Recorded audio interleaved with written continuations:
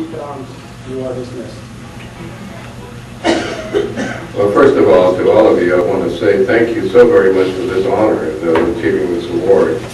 I've had a very,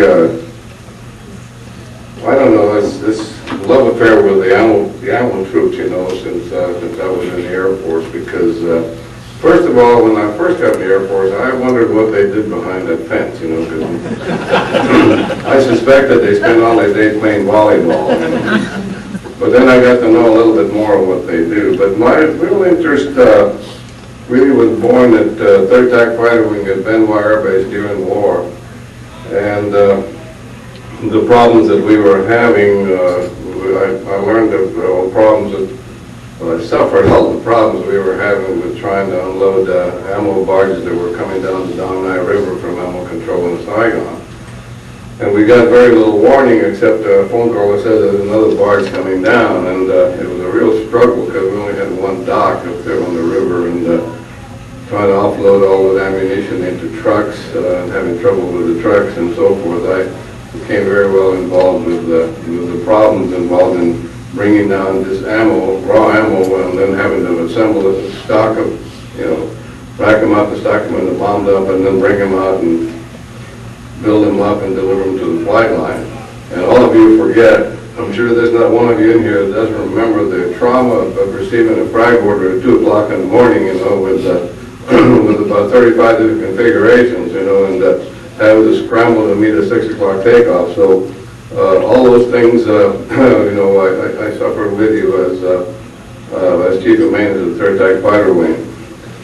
And but as I observed the ammo community over the years, there's a couple of things that have struck me that I'm really proud of you, and you should be very proud of yourselves. First of all, you are, in my opinion, the only community in the Air Force logistic world that really takes care of your people. You fill them with this spirit, the ammo spirit. And yeah, we say, you know, the ammo yell, you know, if you ain't ammo, you know, that sort of thing. And it's all that spiritual, but the spirit that the ammo people have, the ammo troops, you know, you start with the one-stripers, you know, and they become real ammo people. And this is something that the rest of the logistics community just doesn't do.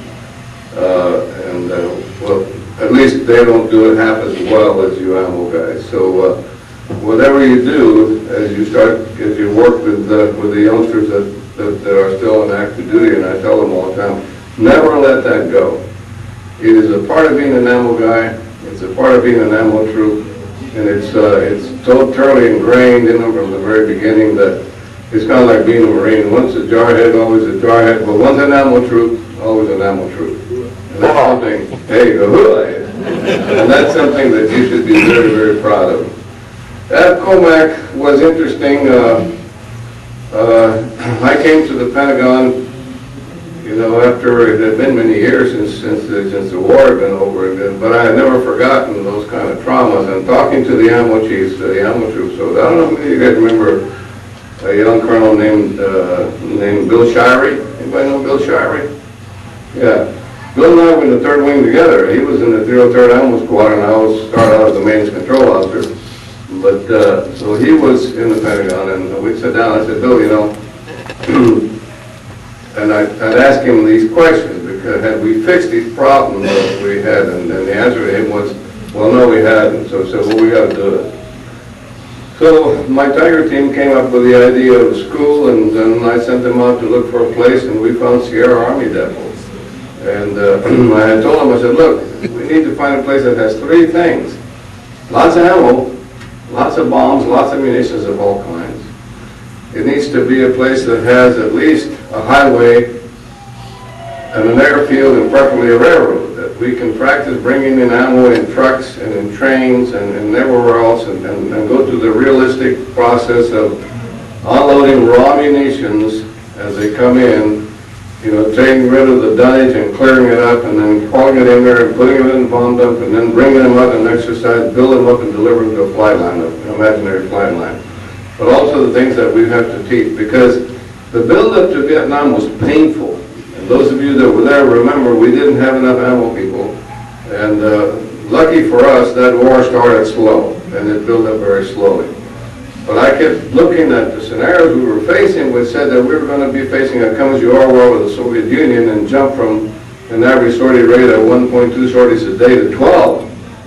And I said, there's just no way we can do that. There's no way we can build up that kind of ammo capability to do that.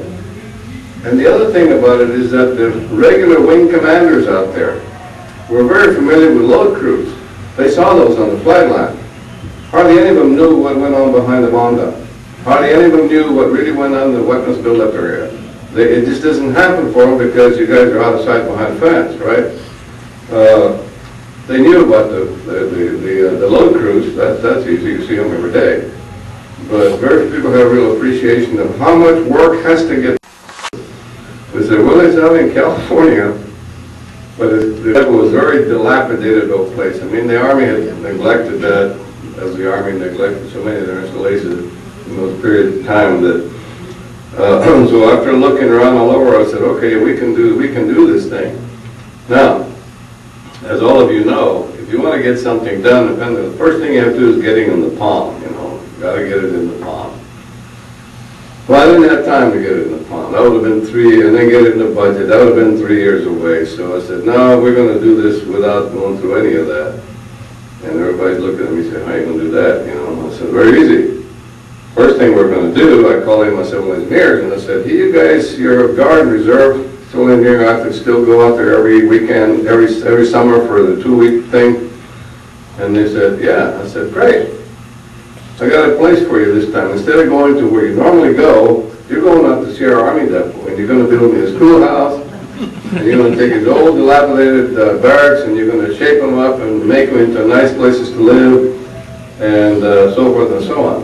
And build me the schoolhouse and build me everything I need out there.